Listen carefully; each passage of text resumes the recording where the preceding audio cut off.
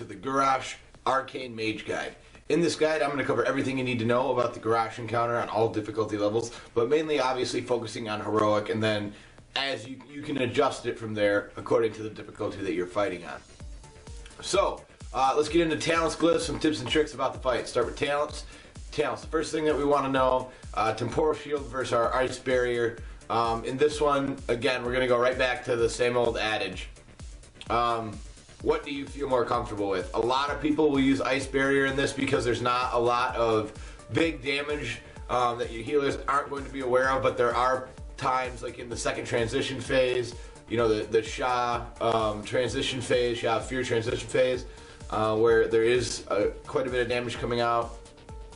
During acceleration, when he's smashing the ground, you know, a lot of damage is going out there, so having that temporal shield I like a little bit better, only because I get it up more than once, whereas with Ice Barrier I only get that up for one time, and it's negated either way after pretty much one smash.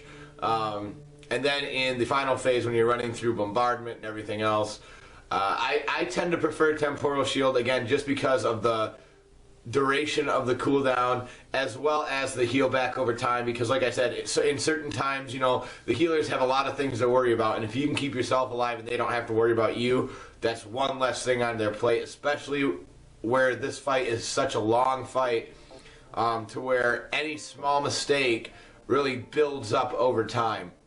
So trying to keep yourself alive and trying to pump as much damage out, I think is a little bit more important. You know, even when you get empowered whirling, that damage that comes out there if you're moving around for it, having Ice Barrier there is probably a little bit better than Temporal Shield.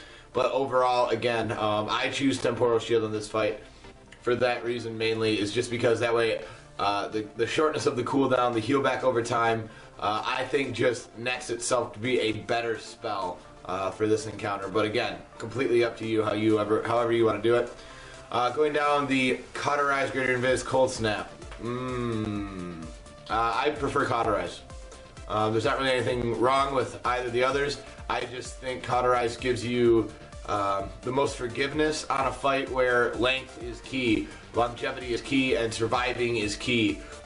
You know, if you go down and you have that Cauterize, you proc that, most of the time you won't die through it. There's not a whole lot of one-shot mechanics unless you're just in completely the wrong place at the wrong time.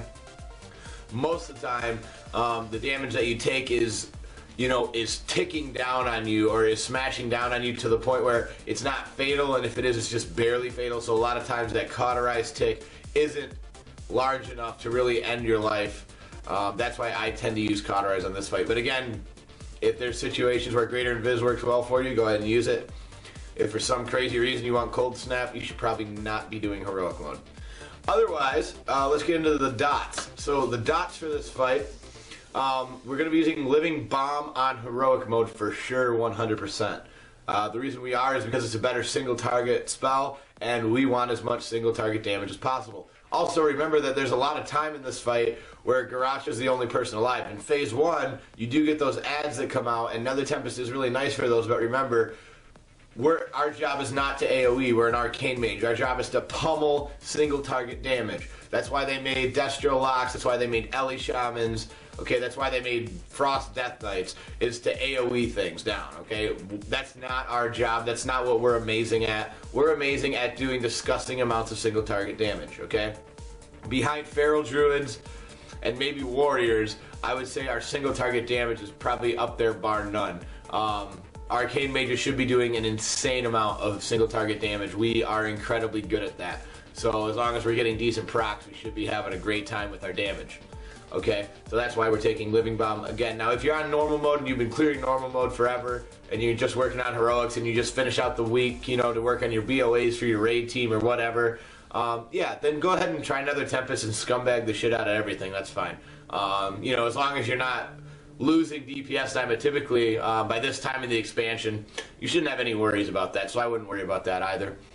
And let's get into Glyphs. Glyphs for this fight, I still like Double Blink, especially if you are in the weapons group, the group of people that runs out for the weapon, so that way you can jump out, jump back in. Blink's great for that. Double Blink's also great for the any of the transition phases on Heroic, being able to blink around to your quadrant of where you're supposed to be, or blink up the stairs, is really, really huge, and really, really helps a lot. So that's why I like double blink there as well.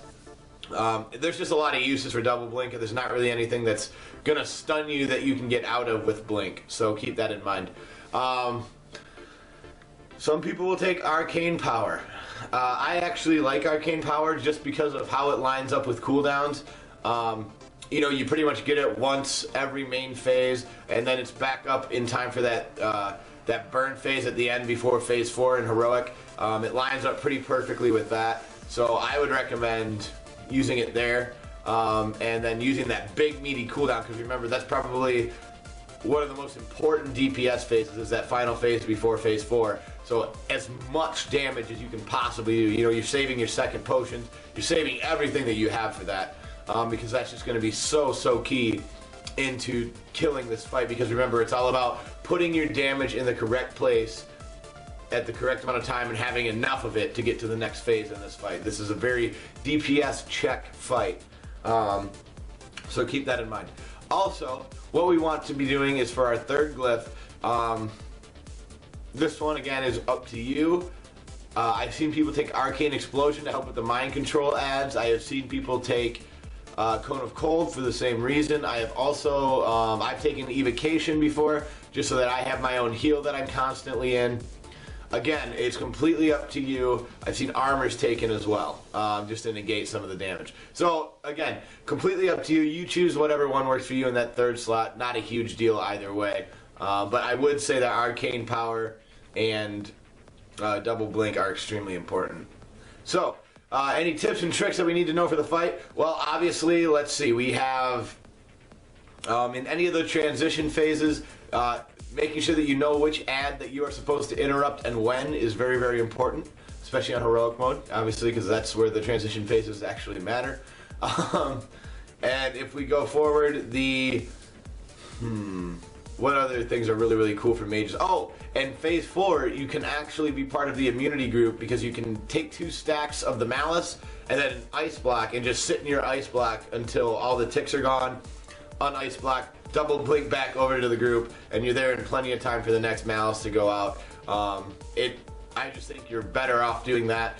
Mages are great for it, so why not use them, right? You do lose DPS, obviously. But let's be honest, in phase 4, Arcane Mage is not going to be that great for DPS as it is anyway. We're pretty much, with all the movement in and out of the Malice, we run out of our Ice Flow stacks very quickly if we didn't already run out of them when we have to move from bombardments and things like that. So I would recommend doing those things, is, you know, trying to be as best raid utility as you can. Now obviously, if you just do normal mode, all those phases, you will do a ton of damage to the boss. Like, you can just absolutely destroy the boss. You can destroy desecrated weapons, you can destroy anything, because it's all single target damage. So keep that in mind. Another tip is, I have seen a lot of people who will dot up the desecrated weapons trying to get some missile procs. Again, not gonna hurt, but if there's a phase where you're running low on DPS and you're not hitting a timer, and you're very close, I would say knock it off and just go straight hard into the boss. You will obviously get more single target damage that way. You just may not get as many missile procs as you'd like. But again, we leave that up to RNGesus, and then we just see where the fight ends up at the end.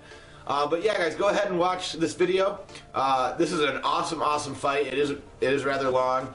So go ahead, you can watch through a few times. If there's, you know, phases that you're confused about or anything else, leave them in the comments below. Otherwise, if you have some tips and tricks that work really well for you playing mage in this encounter, whether it be normal, heroic, or flex mode, please leave them in the comments below so I can read them and give them a try myself this week. Love to see what you guys have to say, and as always, see you in the next one.